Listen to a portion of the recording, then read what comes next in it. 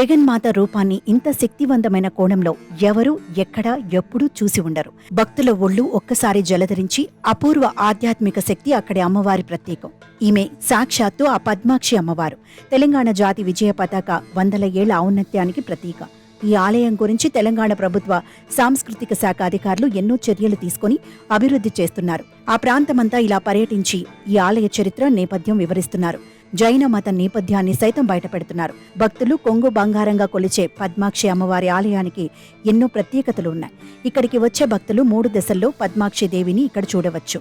ఉదయం బాలికగాను, మధ్యాహ్నం యువతిగాను, సాయంత్రం వృద్ధురాలిగాను అమ్మవారు దర్శనమిస్తుంది. ఈ తల్లిని చూస్తే చాలు కళ్ళు చెదిరిపోతాయి. మనలో దాగిన భయాలు పటాపంచలవుతాయి. ఇంత కళగలిగిన తల్లిని మీరు చూసి ఉండరు. అంత గొప్ప తల్లి ఈ పద్మాక్షి మాత. ఒక్కసారి ఆమెను చూస్తే చాలు మీ కష్టాలు తీరినట్టే. ఎంతో మహత్తుగల మహాతల్లి ఈ అమ్మ. భక్తుల పాలిట కొంగు బంగారం ఈ తల్లి. ఈ తల్లి చరిత్ర ఎంతో గొప్పది. ఇది 12వ శతాబ్దానికి చెందిన ఒక పురాతన దేవాలయం ఇది. ఈ ఆలయంలోని ప్రధాన దైవం పద్మాక్షి అమ్మవారు. కాకతీయ రాజుల ఇలవెలుపు ఆరాధ్య దైవం. 10వ శతాబ్ద కాలంలో ప్రతాపరుద్రుడు 1000 స్తంభాల గుడి నిర్మాణం కంటే ముందే పద్మాక్షి గుడిని నిర్మించారని కొందరు చరిత్రకారుల వాదన. కాకతీయుల రాజులు అమ్మవారిని దర్శించి పూజలు నిర్వహించిన అనంతరం యుద్ధ ముహూర్తాలకు శుభ గడియలుగా భావించి శత్రువులపై యుద్ధం ప్రకటించి విజయం సాధించేవారట.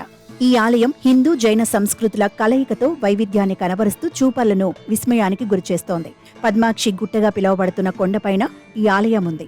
కొన్ని చారిత్రక ఆధారాలను బట్టి ఒకప్పుడు ఇక్కడ బసది అనే జైన మందిరం ఉండేదని చరిత్రకారులు చెబుతున్నారు.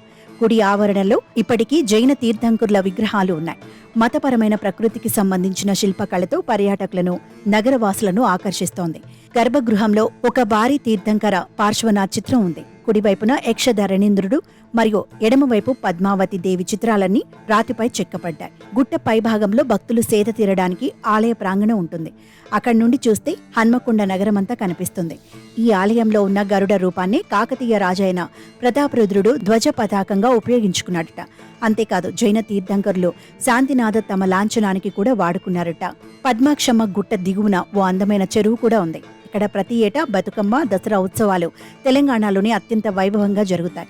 అమ్మవారి మహత్యం ఎంతో గొప్పది. ఈ చెరువు ఎంతో గొప్పది.